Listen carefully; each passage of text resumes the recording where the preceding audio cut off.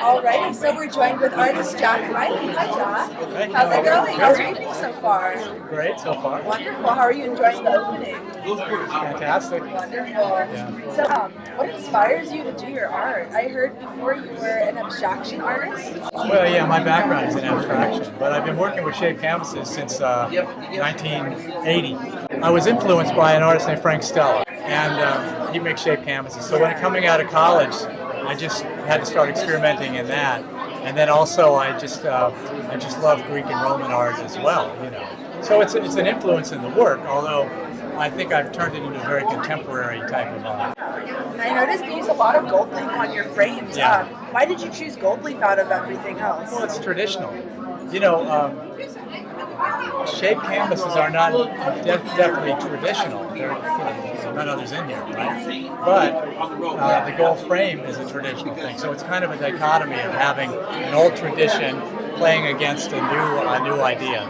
For sure, yeah. And gold is, I mean, it's, you go to the Louvre, every painting's got a gold frame on it, right? Sure, yeah. I moved to Hawaii about a year and a half ago, and I felt like doing a number of pieces that really deal with Hawaii. And especially this one, having Princess Kailani in the piece, who was going to be the Queen of Hawaii before the United States took it over. I was doing some research on Hawaii royalty, and I just found her to be a fascinating character.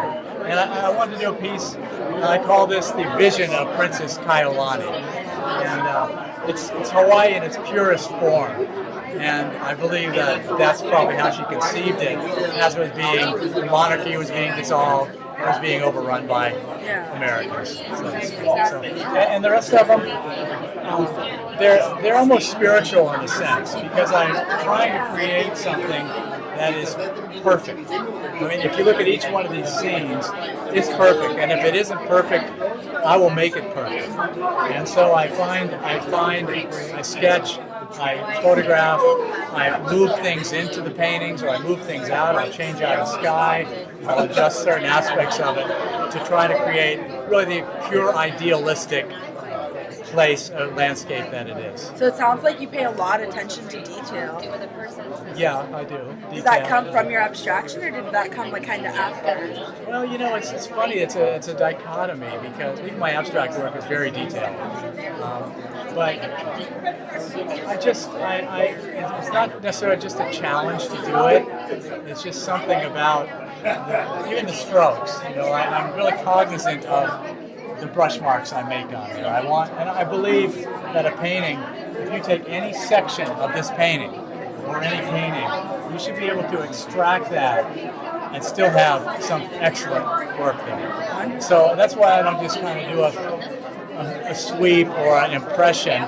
To me, each segment of it has to be perfect. Oh yeah. And perfect in not only in what it is, but you know, there's personal style in here too. They're not photographic, they're realistic, very realistic, but I don't really work to make them look like a photograph, which I certainly could if I wanted to do that. Bill, thanks so much. You got an awesome gallery here. Thank you for having me. Thank you so much, Jack. All right.